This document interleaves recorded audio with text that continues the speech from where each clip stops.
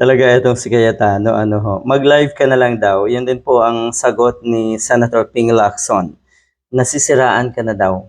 Weirdo na itong isang ito. Totoo naman. Kung ikaw ay matino, makikita mo na hindi na normal ang ginagawa na itong si Cayetano.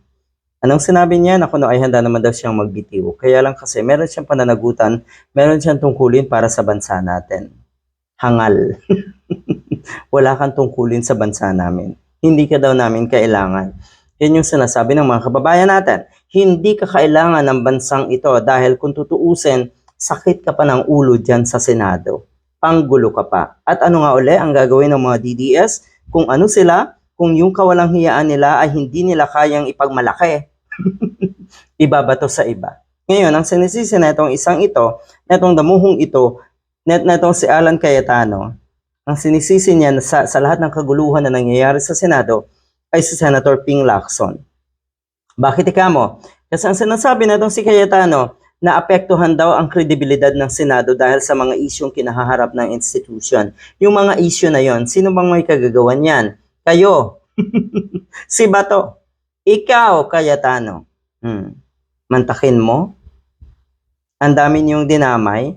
Tapos sasabihin niyo na apektado yung mga Senate staff, yung lahat ng empleyado dyan sa Senado. Totoo. At ang may kasalanan na ito, Mr. Cayetano, ay ikaw.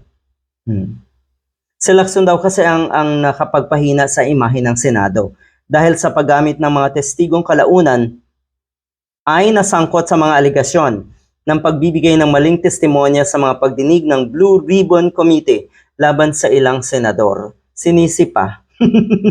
Noong nakaraang Blue Ribbon Committee hearing ninyo, talaga ba? Talaga ba? Tama yung sinasabi? Tama yung sinasabi ng 18 Marines na yon, ex-Marines na yon. By the way, wag daw nating sabihin or gamitin yung salitang Marines. Dahil hindi naman daw mga Marino, yung mga Marines yung mga yon. Hindi daw parte ng AFP yung mga yon. Sirang-sira ang Senado dahil kay Ping Lacson. Parang baliktad. Gusto mong ibato sa iba yung kawalang hiyaan mo. Yung kagaguhan mong ginawa, Mr. Cayetano.